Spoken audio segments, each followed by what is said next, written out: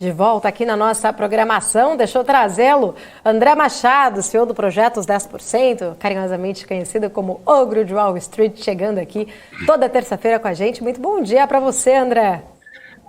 Bom dia, meninas. Muito bom estar aqui de novo com vocês. Obrigada. Já estou aqui, ó, já tô aqui preparando a galera aqui no chat, botando fogo no parquinho, hein? E ontem eu vi o André aqui no chat falando que bom que a Débora está de volta, as três panteras da BMC News. Estamos agora aqui de volta. Obrigada, vocês três juntas são o melhor time de jornalistas aqui da imprensa brasileira. Isso. Sou fã das três. Que isso, obrigada. Quero saber o seguinte, Paula, quando é que vocês vão ser 24 horas? Em breve, muito em breve, novidades aí vindo. Eu tô esperando, na verdade, a minha ideia era ter um programa ali de um conhecido ogro de Wall Street que começasse meia-noite, fazendo a cobertura até às 6 da manhã. Eu acredito que iria bombar de audiência, hein? Falta só fechar essa janela. Estamos fechados, cobrindo aí a Europa, mesmo, então... cobrindo a Ásia. Então, ele me contou outro dia que ele tinha insônia, de repente aí, né? Com certeza os investidores iriam aproveitar muitas oportunidades aí nessa madrugada. Passei uma década e meia acordando às 4 da manhã, para você ter uma ideia. Imagino. Acompanhando a abertura aí, da Bolsa de Londres. Então, posso voltar também de novo. Agora eu acordo às 5, né? Mas eu posso me adequar e acordar às 4.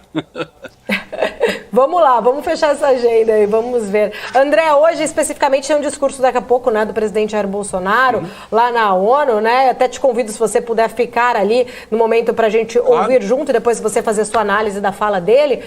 Mas antes disso, né, eu já queria começar um pouquinho falando dessa expectativa dessa super quarta de amanhã, né? Depois de toda a queda na semana passada que a gente viu no mercado lá fora, nessa semana parece que os mercados, né, estão ali naquele sobe e desce, mas de certa forma, né, o que você está vendo aí, o que os gráficos estão mostrando, o que esperar desses movimentos, o que ficar de olho aí nesses pregões pré-super quarta, vamos dizer assim? Olha, ontem eu estava assistindo o Cabral, né, e o que ele falou para o Copom vale para o Fed. Eu acho que o mais importante amanhã não vai ser nem a decisão com relação à taxa, vai ser o que o Jeremy Powell vai dizer às 3h30. Porque não só agora, mas todas as reuniões, reuniões do FONC ao longo do todo o mandato do Powell, com raras exceções, o discurso dele, né, às vezes a coletiva às vezes já era problemática, mas às vezes as perguntas que os repórteres faziam na coletiva, logo na sequência do discurso dele, às vezes revertiam completamente o discurso, a decisão. Então, os comentários dele pós-FONC e principalmente pros repórteres, eu acho que é o mais importante para a gente ficar atento. A expectativa majoritária é de 0,75 amanhã. Acho que é impossível amanhã ele dar menos que isso, com a inflação nos níveis que está. E há uma possibilidade de 100 base points, né? Que eu acho que seria até o mais adequado, mas quem sou eu para achar alguma coisa? Mas seria o mais adequado, mas realmente jogaria o mercado numa espiral descendente, imagino eu. Não sei o quanto o pessoal está preparado ou isso está precificado, 100 base points. A questão é que 100 base points ainda é pouco, né? Se a gente olhar juros real, né, a gente está hoje com 2,5. Se formos para 100 base points, vai para 3,5. E aí teria mais um aumento no final, mais uma reunião até o final do ano, que com certeza não cairia de 100 para 0,5, né? Seria pelo mínimo 0,75, que já passaria da barreira dos 4%, que era a barreira era o patamar que está sendo, entre aspas, precificado pelos gringos, né? De 3,75 a 4. Acho que agora 4 já é majoritário, mas 4 teriam que ser 2 aumentos de 75. Talvez ele mantenha esse pace aí de 75 base points nas próximas reuniões. vai depender muito dos próximos dados de inflação ao longo dos próximos meses. Eu vi uma entrevista e eu tenho o péssimo hábito de ficar o final de semana inteiro vendo matérias da Financial Times, do Wall Street Journal, etc., e de bancos gringos, sem um caderninho com uma caneta para anotar. E eu chego terça-feira aqui e eu esqueço algumas coisas que eu li. Mas eu vi um banco, eu não sei exatamente qual foi o banco, acho que não sei se foi Goldman Sachs, JP, né, um analista-chefe de um desses bancos, os maiores bancos americanos, né, de investimento, falando que acredita que de uma taxa de juros, por exemplo, a 8% ano que vem. Então, a inflação está muito resistente, estamos com pleno emprego, a gente vê isso claramente toda semana quando saem os dados de pedidos de auxílio-desemprego, né? Então os dados são muito claros e eu fico pensando o quanto o Fed ainda vai ficar tentando, né, enxugar gelo no sentido de, acho que talvez o Fed, ou principalmente o Powell, ainda está um pouco ainda naquele vício lá do Trump de que popularidade se mede através do índice SP500, né, que era um fato aí durante os 4 anos de mandato do Trump.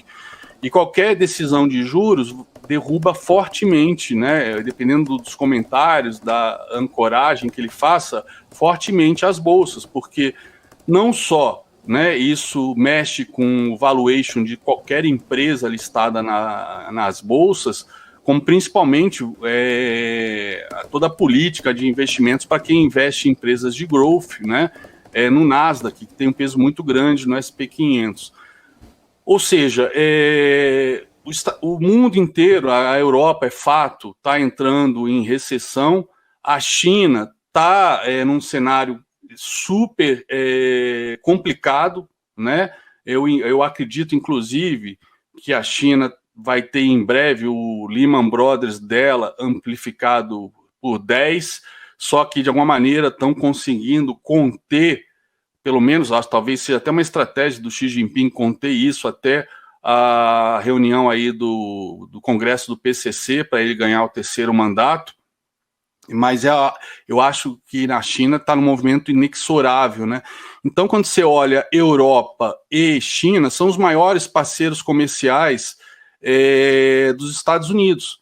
Então, Europa e China entrando numa espiral descendente, é difícil os Estados Unidos se sustentar sozinho, né?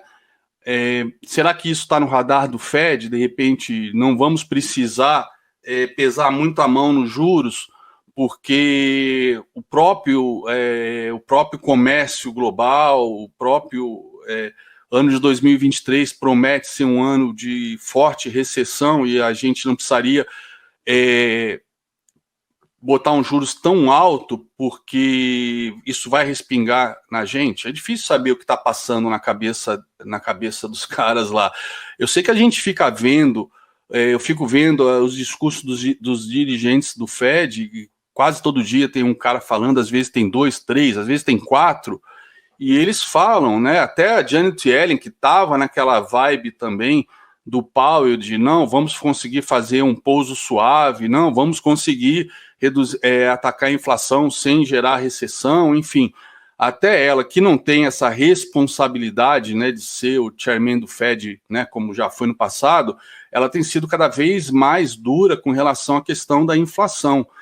Então, uma coisa que a gente percebe e que mudou positivamente em Jackson Hole é que o Jeremy Powell, né, e as decisões do Fed, né, vinham falhando, acho que muito na questão de ancoragem da política de juros. E a gente sabe que a política monetária de qualquer banco central, metade dela é baseada na própria política em si, aumento e redução de juros, e a outra metade é baseada em ancoragem de expectativas, né, de gerar a expectativa correta para o mercado.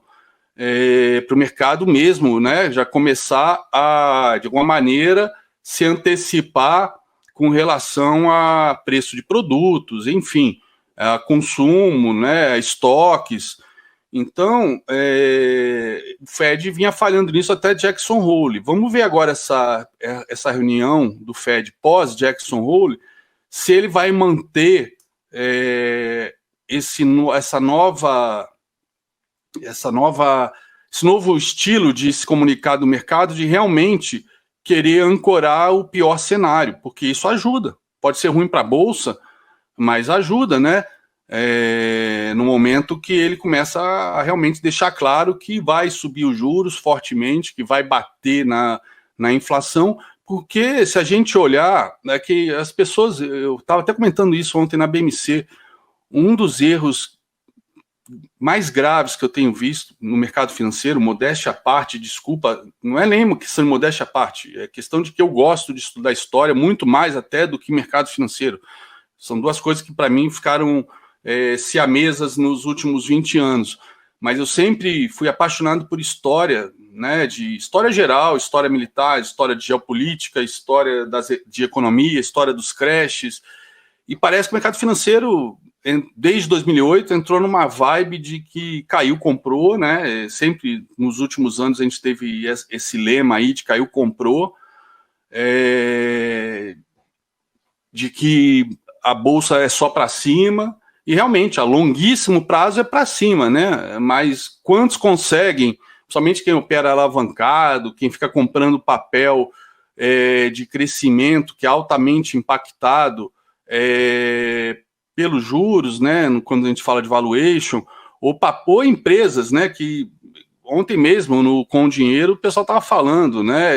Eu acho que eu nunca tinha ouvido ninguém falar tão explicitamente, ou subliminarmente pelo menos, que em momentos de alta liquidez, muitas empresas fazem IPO para captar aquela grana fácil, né? Mas que o valor sempre é inflado. E até ele comentou num trecho, se pro acionista vender parte da empresa dele, né, para o mercado, é porque ele acredita que estão pagando mais do que realmente ela vale, porque senão era melhor ele captar dinheiro no mercado financeiro e pagar os juros e continuar sendo, mesmo que ele continue controlador depois de um IPO, ele está passando para o mercado parte do lucro das empresas que as empresas vão gerar. Por que ele faria isso? Só se realmente estão pagando muito mais do que vale. Então a gente viu isso em 2017, a gente viu isso em 2021, né? A Nasdaq, por exemplo, já tem quase 250 dias que não faz um IPO acima de 50 milhões de dólares, né? O que é uma coisa que mostra um sinal aí de que as empresas, né, não estão contando mais com essa liquidez ou com essa visão otimista do mercado financeiro de pagar valores, às vezes, exorbitantes por algo que não vale, às vezes, nem metade, né? E sem entrar no mérito, é só olhar, quando o Nubank fez o IPO que valia mais do que o Itaú, era na boa. Qualquer um podia falar, poucos falaram, mas qualquer um podia falar, cara, que sandice é essa? Da onde tiraram essa cara? Mas isso é no futuro, estão abrindo pela América Latina, não sei o quê, outros países, não sei quantos milhões de clientes. Cara, o Itaú, uma vez eu lembro quando eu fui executivo da Microsoft, que eu levei um país da América Central para conhecer o Itaú, conhecer a infra do Itaú de internet, etc. Os caras falaram, caramba, o Itaú tem mais clientes que a gente tem de habitantes, né? Enfim, o pessoal entrou numa vibe de que fintechs valiam mais do que um Itaú, um Bradesco. Que doideira, o mercado de repente surtou, mas excesso de liquidez, eu acho que as empresas às vezes subindo 40% no dia do IPO, etc., surtam, fazem as pessoas pirarem a cabeça, né? Fazem achar que essa é a nova realidade, né? Que agora que investir em ações é entrar em IPO e fazer, né, em 2 meses ganhar 100%, né? Que foram coisas que a gente assistiu ano passado, no primeiro semestre. Mas é só olhar a história dos mercados financeiros que isso não faz sentido. É só olhar, por exemplo, a história, né, dos conflitos armados, a história da geopolítica, entre Ocidente, Rússia, China. É só olhar a história, que tudo que está acontecendo já aconteceu no passado e se repete. E aquela velha frase que parece clichê, mas aquela velha frase: quem não estuda história, né, está condenado a repeti-la. No caso do mundo, isso vale para os políticos, para os líderes, mas no caso dos investidores, está condenado a repetir, né, esses investimentos extremamente de risco e perder 90% do capital, 70% do capital, né, ficar com uma ação que caiu 50 e tantos por cento e que agora vai fechar capital aqui no Brasil. E aí? Né? Se você estava acreditando no longo prazo, te deram uma banana para o teu longo prazo. Enfim, existe, eu acho que uma recorrência, uma narrativa hoje com relação aos mercados financeiros, especialmente ao Brasil, né, que é altamente dependente da China, né, e a China está numa situação complicada, e também de que o Brasil descolou, o Brasil agora é o queridinho dos emergentes. Realmente, ele tem sido um queridinho dos emergentes, mas completamente conectado aos Estados Unidos. E se os Estados Unidos entrarem numa espiral descendente, além do que já fez, por conta de política monetária, por conta de recessão global ou recessão na Europa, que vai impactar o mercado americano, um crash violento no sistema financeiro chinês, a queda do PIB chinês, porra, o Cavalo estava comentando ontem, enquanto estão o pessoal prevendo, né, no máximo um PIB de 3,5 para esse ano, o pessoal lá está prevendo um PIB de no mínimo 3,5 para a China. Quando que a gente ia ver isso, né? Tirando 2009, que a gente teve uma base de comparação muito ruim, a gente não tem esses PIBs explosivos, acho que desde o milagre brasileiro, né, de ter um PIB assim, superando China, etc. Enfim, a gente depende muito da China. Hoje o minério de ferro perdeu um suporte super importante de novo, que ele tinha perdido no 1º de setembro, mas se recuperou, perdeu um suporte e agora tem alvo em $79 a tonelada. Né? O cobre também, tudo bem, ele pode ter sido inflado naquela corrida, no bull run do ano passado de commodities, mas o cobre, ele quase 2.000 ligas metálicas utilizam cobre, né? Então, ele é um puta do indicador para atividade industrial, e o cobre caindo forte, né? Está no cenário agora de uma bandeirinha de baixa, pode cair bem mais forte. Então, os sinais estão todos aí. Nós somos um país de commodities, né? A Vale já vem em tendência de baixa há várias semanas ou meses, por conta até do minério de ferro. Petrobras pivotou para baixo, estava ontem caindo forte, cravou até um primeiro alvo que eu tinha feito do pivô de baixa, mas recuperou com o anúncio de redução do diesel. Acho que não foi nem redução do diesel, acho que ontem o mercado, na verdade, deu aquela euforia por conta aí do Meirelles, né, com relação a estar endossando a campanha do Lula, dessa aproximação e a possibilidade do Lula vencer pelas pesquisas. Eu sei que a galera, principalmente aqui do chat, né, acha que todas as pesquisas são mentirosas, né, e já tem algumas pesquisas, acho que até a da Modal, semana passada, deu como o Bolsonaro à frente, mas a gente não sabe no detalhe como é que são feitas essas pesquisas. Majoritariamente as pesquisas estão dando o Lula ganhando. Vai ganhar? Eu não sei. A pessoa fala, mas o 7 de setembro, as motociatas, o Lula não pode nem sair na rua. É tudo verdade. Mas cortador de cana não faz motociata, cortador de cana não vai para 7 de setembro. O pessoal, às vezes, não olha os rincões do país, que são majoritariamente a maioria da população. Né? Quem está em palafita, quem está no lixão catando comida, ou catando coisa para vender. Acho que no 7 de setembro tinha muita gente provavelmente vendendo bala em sinal ou lavando vidro. Eles não estão fazendo motociata, não estão fazendo campanha, eles não têm conta no Twitter. Então o pessoal enxerga, o pessoal que vive numa bolha e fala que as pesquisas estão erradas. Porra, erradas como? Não sei, vamos saber daqui a pouco tempo.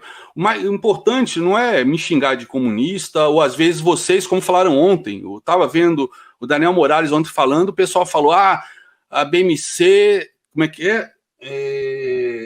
A BMC está vendida para a esquerda. Falei, meu Deus, eu escrevi lá, meu Deus, só não falei, vai tomar no cu, né? Desculpa, a única coisa que podia dizer, a BMC é a mais imparcial de todas. Quem é vendido para a direita é a Jovem Pan, para a esquerda é a Globo. Acabou. O BMC é super imparcial nas informações. Mas você não pode falar, você não pode botar uma projeção. Se o Ibov fizer um pivô de baixo, você projetar para baixo, pronto, você é comunista porque está prevendo o caos, está torcendo pelo pior, não acredita no Guedes. Pelo amor de Deus. Estamos falando de investimentos, falando de dinheiro, grana, o seu futuro, o seu patrimônio, a sua família. Pô, tem que ser, pelo menos essa hora, de 9 às 18 horas, tem que ser imparcial. Porque a tua grana que está em jogo. A menos que vocês estejam, por exemplo, no chat, porque, sabe, não tem o que fazer mais da vida, então vem aqui perturbar. Mas falar que a BMC é imparcial, pelo amor de Deus, traz a informação precisa para vocês tomarem decisão. E trazem analistas todos os dias, né? Alguns pró-governo, outros contra, e eu juro por Deus, pelos meus filhos, eu sou 100% imparcial. Eu acho os dois candidatos um lixo. Só isso. Mas, infelizmente, a gente tem que escolher um, né? Mas, vamos pensar agora em investimento. Temos que ser antifrágeis. E se Lula ganhar? Ontem o mercado, né, de certa maneira, endossou essa possibilidade. Com a alta que a gente viu nos bancos, com a alta que a gente viu no setor educacional, quando o Lula falou do ProUni, do FIES. Oi, desculpa, Paulo. Imagina, não, só vou te interromper rapidamente, porque começou agora, então, a fala lá e do discurso, né, do presidente Jair Bolsonaro lá na Assembleia Geral da ONU. Vamos acompanhar aí na volta, a gente analisa exatamente aí. Vamos ouvir. Gente, bom dia. Vamos seguindo aqui na nossa programação da BMC News. Afinal, hoje aí, bastante coisa, né, acontecendo. Tem toda essa expectativa, né, dessas reuniões importantes de políticas monetárias. Teve esse discurso do presidente Jair Bolsonaro também, agora na Assembleia Geral da ONU. Eu queria voltar com o nosso querido André Machado, nosso ogro de Wall Street, que também estava aqui com a gente. Interrompi o André na hora do discurso aí, exatamente do presidente Jair Bolsonaro. Depois o Fernando tinha agenda aí para a gente cumprir o horário. André, só para a gente concluir, né, o que você estava falando e trazendo aí já também um resumo da sua análise desse discurso, né? O presidente trouxe aí pontos econômicos, fez um discurso, né, vamos ser bem sinceros, até mais eleitoreiro, trazendo ali uma comparação com o adversário dele, destacando, né, os pontos positivos da nossa economia para os países que estão lá, são 193 países membros ali que estão presentes, né, nessa Assembleia Geral da ONU, e enfatizou os pontos, né, econômicos positivos do Brasil. Queria que você trouxesse aí, né, como que você viu exatamente o discurso do presidente Jair Bolsonaro e destacar aí realmente, né, para a gente finalizar a perspectiva aí do mercado para esta semana. Bom, antes disso, em primeiro lugar, quero pedir desculpas para você, Paula, e para toda a audiência por ter falado um palavrão na parte anterior. Eu esqueci que aqui não é o meu canal, é o canal de vocês. Eu tenho que me comportar como se eu estivesse numa TV de verdade, porque eu estou numa TV de verdade. Então, peço desculpas para vocês.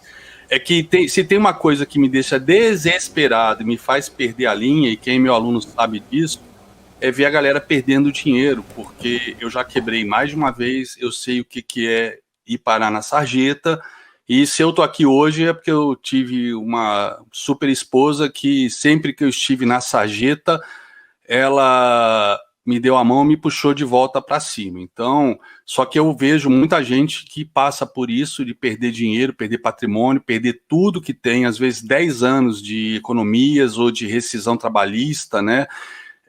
No mercado financeiro, por conta de influências picaretas, gurus, narrativas erradas, nada que o Daniel Kahneman já não tenha explicado aí na teoria da perspectiva, que ele rendeu o Nobel de Economia sendo psicólogo em 2002, tá? Então, eu me desespero quando eu vejo as pessoas na beira do precipício, em vez de dar meia volta, se jogarem nele. Então eu tento ajudar, e quando eu não consigo, eu me sinto tão fracassado quanto a pessoa que perde dinheiro. Então peço desculpas aí para vocês, e isso não vai se repetir, tá bom?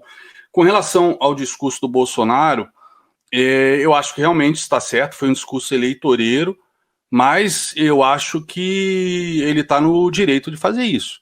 Ele está no papel dele, né? A gente está numa 2 semanas de uma eleição, talvez das mais críticas na história recente brasileira, e que, como a própria Dilma falou lá na eleição dela, para ganhar vale o diabo.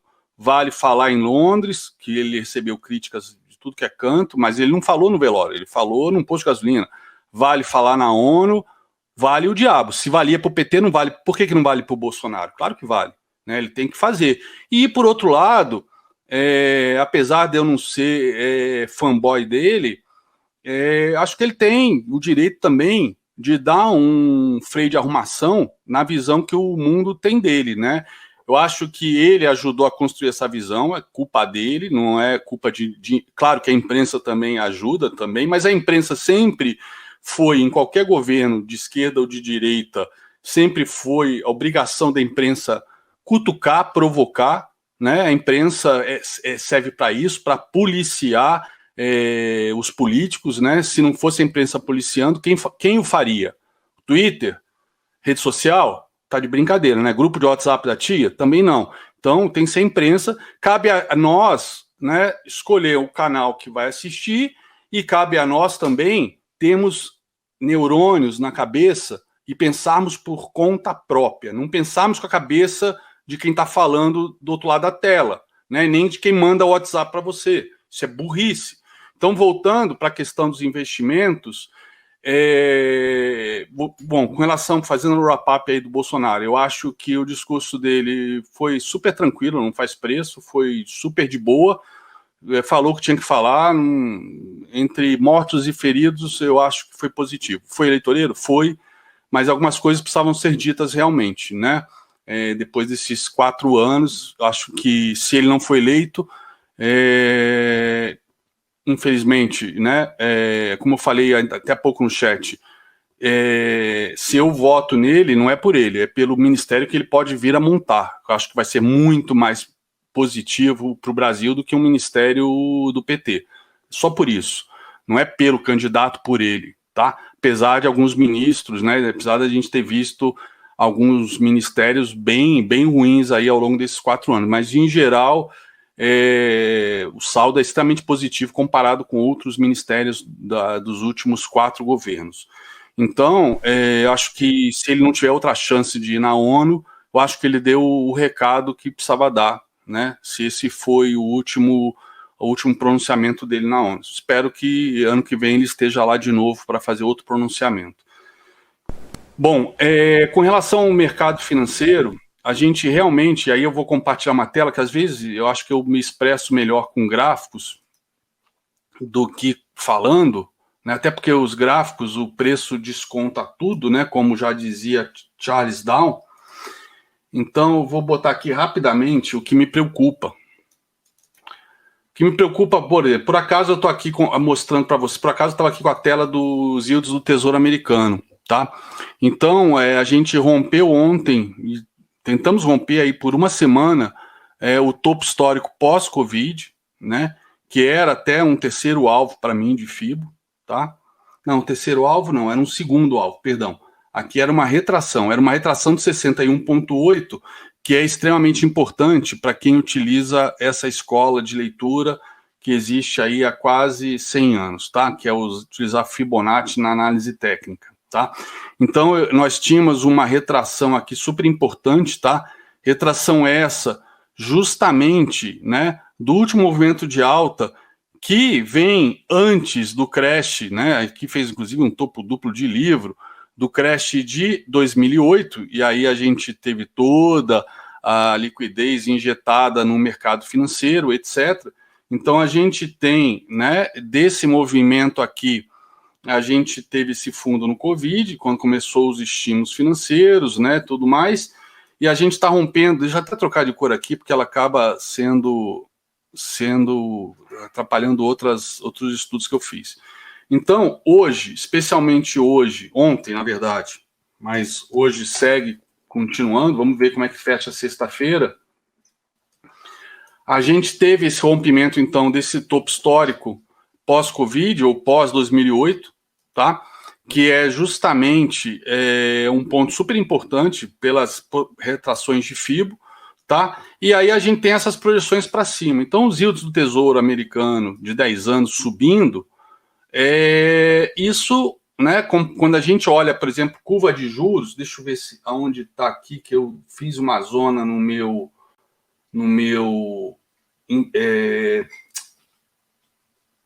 deixa eu ver, acho que eu tenho aqui numa aba salva. Aqui não é o Baltic da Index, porque eu acabei usando essa aba. Opa! Deixa eu só salvar aqui e carregar aqui rapidamente. A gente tem a curva invertida de juros lá nos Estados Unidos, tá? A gente tem aqui... essa não é a curva, essas são os dois yields, né? O de 3 meses e 10 anos, que faz a curva estar invertida, tá? Vocês estão vendo aqui os yields de 3 meses subindo muito mais do que o de 10 anos. Isso faz com que a curva seja invertida. Deixa eu ver se eu acho aqui o código da curva. Esqueci o código, senão eu colocava aqui na mão e ficava procurando. Enfim, bom, não vou tomar tempo aqui de vocês, vai. Mas a gente tem uma curva invertida de juros, isso tem sido há 50 anos um sinal de recessão, tá, nos Estados Unidos. E se a gente vai ter recessão nos Estados Unidos e a gente vê a China, né? E aí agora eu vou lá para o gráfico da China. Cadê o gráfico da China? Morning Call. Deixa eu ver. Tá aqui, gráfico da China, tá aqui. Opa, perdão, eu tô com o estudo errado. Tá aqui. Morning Call de novo. Vamos lá, sair. Vamos lá. Então, os yields do Tesouro americano, né, romperam um patamar importante, hoje abriram caindo e vieram testar, ó. E aí esses detalhezinhos fazem a diferença, tá, galera? Ele abriu, né? Ontem ele rompeu e voltou. Aí você fica assim, bom, não dá para chamar isso de rompimento, até porque tem essas sombrinhas aqui, etc. Mas aí hoje ele abre, volta e faz a mínima exatamente na linha que eu tinha traçado semana passada. Aí eu falo, porra, isso aqui é super importante. Aí você vê disparando quase 3%. Fala, disparou os yields. Tá esticado pra caramba? Tá. Né? Uma alta sem fim dos yields. Mas isso mostra a expectativa do mercado para a política monetária. Então, isso é péssimo para a Bolsa, vocês sabem disso. Então tá aqui, ó, SP500, que ontem recuperou pelo segundo dia seguido, todo mundo estava comemorando porque subiu forte, etc. E o Ibovespa foi junto. Ó, tá devolvendo tudo, toda a alta de ontem e perdendo este fundo, que eu achei que ontem chegou a perder e voltou, rompendo a máxima de sexta. Mas sexta foi véspera, foi dia de opções. Então, é outro bicho, não dá para considerar. Mas ontem realmente deu um sinal até comprador esse movimento. Mas hoje, ó, reverteu completamente. Então, o que eu como analista, eu tenho que fazer? E aí não tem alternativa. Eu tenho que projetar essa perna de alta, né, que cravou, inclusive, a tração de FIBO. Então tá aqui, SP, para esta perna, 3.412 pontos. Só que se ele vier aqui, ele perdeu também esta perna toda aqui, né? E aí a gente vê o SP podendo ir, né? Tá aqui os 3.412 pontos, ele podendo ir até aqui embaixo, 3.200 pontos. 3.200 pontos. Estamos falando que seria uma queda em relação ao valor de hoje, ó, de 17%. 17%, né? Se for considerar em relação ao topo, ó, uma queda total de 33%, 34%. Gente, ao longo da história isso é normal. O mercado funciona em expansão, retração, expansão, retração. E os ciclos econômicos também, expansão, retração, ou recessão. É assim que funciona. Mercado em expansão chega a um determinado ponto que gera inflação. E aí a recessão vem, o desemprego vem para corrigir isso. Parece uma coisa desumana falar, mas é assim que funciona a política monetária. Desemprego hoje em 3,7%. Ok. vamos levar o desemprego para 4,5%, para 5%. Porra, vocês são desumanos, né? Essa política monetária está errada. Meu, o que é melhor? 5% de desemprego ou uma bolha que, quando estourar, pode levar a 25% de desemprego, como foi em 29? Né? Ou uma década de inflação, como foi os anos 70, que se você pegar a Bolsa nos anos 70 e indexar por inflação, para ver realmente o quanto ela ganhou, porque, na verdade, nos anos 70 ela não saiu do lugar, mas se você for ver quanto ela ganhou, na verdade, ela perdeu 80% só por causa da inflação, os ativos, né, de bursáteis, as ações, que é a maior fonte de aposentadoria dos americanos, diferentemente do Brasil, que é renda fixa, poupança, etc. Lá é bolsa, é bolsa. Na China é mercado imobiliário. E o que está acontecendo no mercado imobiliário chinês? Explodiu, crashou. E estão conseguindo ainda segurar, conter. Mas olha só o minério de ferro que não deixa a gente sonhar, né? Ó, perdendo aqui o primeiro alvo de FIBO da última alta que teve, perdendo. Então, tudo indica, tudo bem, ele perdeu aqui, foi um falso rompimento e voltou. Mas, ó, segue a tendência, ó, média de 50, ó, ele está fazendo o halt na média de 50 desde o início do ano, né? Desde o início do ano, não, desde junho. Então, tudo indica que ele deve vir buscar aqui esse patamar de $79. Qual o impacto disso para a Vale? Vocês sabem, não preciso dizer nada. É só olhar o gráfico da Vale. Né? O gráfico da Vale está aqui, ó, Vale. Ó, o gráfico da Vale. Esse é o gráfico da Vale. Tá? E o gráfico da Petrobras, mesmo com a alta de ontem? Cara, ele pivotou para baixo, a Petrobras. Pivotou para baixo, depois de fazer uma baita de uma divergência de baixa, né, nesses topos, e de cravar o terceiro alvo dessa perna de baixa, ó, cravou o terceiro alvo com divergência e pivotou para baixo. Só que pode ser o quê? Essa alta? Um pullback nesse fundo aqui, né, que é o pivô de baixa, para vir buscar, por exemplo, R$ 27,37. Mas se você pensa em longo prazo, sabe proteger com put, você está pensando em dividendos, enfim, eu estou falando para trader, para especulador, tá? Que compra papel que cai 90% e não estopa, né? Como as empresas de growth que fizeram IPO. Então, o meu objetivo aqui, como eu sempre falo, é ser o canário da mina de carvão.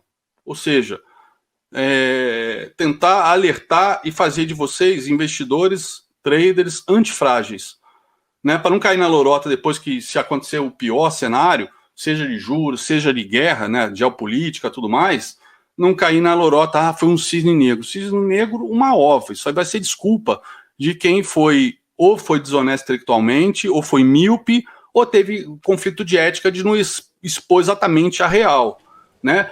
O Ibovespa está com pele barato, ok. Tá, e aí a China cracha, os Estados Unidos cracha, e a gente vai fazer o quê? Vamos ser a ilha da fantasia.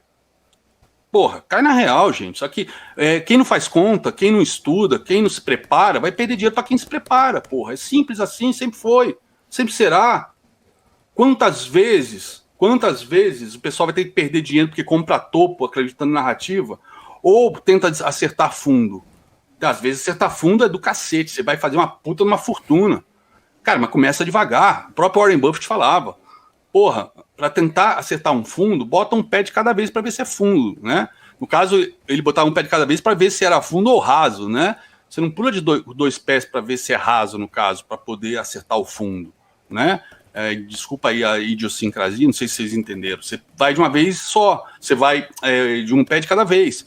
Agora, você pode fazer essa aposta, mas usa stop. Ou espera a tendência virar. No caso do Ibov, o que a gente tem aqui? O que a gente tem aqui no Ibov? Uma baita de uma lateralização. Vamos aqui para o Profit, que aí eu tenho os estudos do meu dia a dia, que é onde eu fico conectado o dia inteiro. Tá aqui, ó. O que a gente tem no Profit? É só olhar, né? Segurou na retração de 50, que é aquela que mais vezes segura numa correção, né? Numa retração de 50 deste fundo aqui, tá? Segurou. Aqui embaixo, a Paula pode me confirmar, aqui a gente falou desse movimento de alta, a gente projetou esses alvos e acertamos esses alvos aqui ao vivo nas terças-feiras. E por que isso aqui para mim estava com cara que a gente ia subir? Primeiro, por correlação com o mercado americano. O mercado americano está aqui.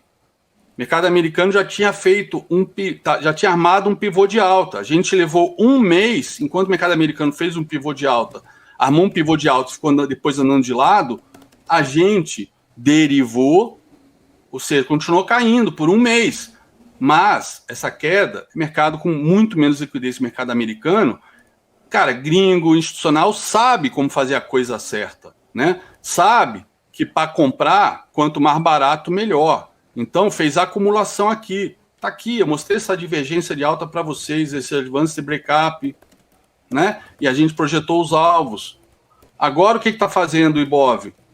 Forte divergência de baixa aqui, ó. Olha só. Né? Topos iguais e FR, né, índice de força relativa caindo. E já fez 2 advance breakdown, já perdeu o índice de força, já perdeu esses 3 fundos aqui. Tá? O que isso me sugere? Que a gente deve acompanhar o SP500. Claro que amanhã, né, o discurso do Powell pode mudar toda a história do mercado. O gráfico é o preço desconta tudo. Né? E está descontando que todo mundo está vendo agora, mas amanhã pode mudar a visão às 3h30. Isso aqui não é uma realidade absoluta. Isso aqui não é santo grau, não é mágica, não é bola de cristal. Mas isso serve para orientar os investidores. No caso, o Ibov, ele está andando de lado. Pode ser para romper e para cima? Pode, mas o IFR não me mostra isso. Para ele romper e para cima, o SP500, né, precisa, que tá perdendo fundo e abrindo esses alvos, o SP precisa subir. Se o SP não subir, a gente não vai subir sozinho. E aí, quando a gente vê que Vale e Petrobras são 25% do peso, fora, né, as outras empresas que têm correlação direta com elas, estão, né, as duas, a Vale em tendência de baixa e a Petrobras em pivô de baixa, em tendência de baixa de curto prazo, e a gente vê a China nesse cenário, minério de ferro desabando. A China, acabei que não mostrei só para encerrar, a China está aqui, ó. Cadê a China? China. Perdi a China, está aqui 001. Está aqui a China, ó. Baita pivô de baixa confirmado anteontem, na sexta-feira, perdão. Então a China está derretendo, galera. Está derretendo junto com o SP. Então, o mercado americano depende da Europa, depende da China. A gente também. E olha como é que esses mercados estão. Fora a correlação com o mercado americano. Então é isso. Não sejam polianas, não sejam torcedores, sejam responsáveis com o dinheiro de vocês. Não importa se vocês têm 15 anos e estão investindo dinheiro da mesada, ou se vocês são aposentados de 70 anos, está investindo na aposentadoria, ou alguém que está investindo dinheiro de uma demissão, de uma economia. Vocês têm família, vocês têm um futuro pela frente, pensem nisso. Não tem, o mercado financeiro não tem lugar para amadores. Tá? Podem ser iniciantes, mas com cabeça de profissional. Não sejam iniciantes com cabeça de amador. Amador perde dinheiro. Touros fazem dinheiro, ursos fazem dinheiro e os porcos são abatidos. Essa é a regra universal do mercado financeiro, galera. E a minha missão aqui é passar isso. E eu acho que a da BMC também tem sido essa, educar vocês, para vocês ganharem dinheiro. Né? Exatamente, a nossa missão é realmente educação por trás da notícia. E você sempre nos ajudando, né, contribuindo aí com sua experiência, com suas análises. Eu quero agradecer. Muito obrigada, André Machado. Obrigada por ter esperado também, por ter voltado aí para trazer essa conclusão aqui para a gente. Até terça que vem. Se Deus quiser, obrigado por ter me dado uma segunda chance de voltar hoje, Paulo. Eu estava preocupado de ter sido banido pelo palavrão que eu falei. Eu não vou falar mais palavrão aqui ao vivo. Eu sou ogro só no meu canal, fica tranquilo. Tá certo. E mandar um beijo para Débora. André. Débora, seja bem-vinda de volta. Põe a Débora aí na tela, só para a Débora retribuí-la aqui. Muito obrigada, Ogro. Muito obrigada. Sempre bom estar aqui junto com você. Muito obrigada mesmo sempre, viu? Tchau, tchau. Obrigada, André. É o ponto alto da semana. Beijos. Obrigada. O André, ele é ogro por isso, você viu? Ele fala o palavrão, mas depois ele falou que se não fosse a mulher dele, é muito amor nesse coração aí. Por isso que é o nosso querido ogro de Wall Street. Obrigada, André. Um beijo pra você. Até semana que vem. Obrigado, meninas. Tchau, tchau. Boa semana. Fiquei com Deus. Boa sorte amanhã. Até mais. Você também. Obrigada. Vamos lá. Vamos acompanhando 11h45.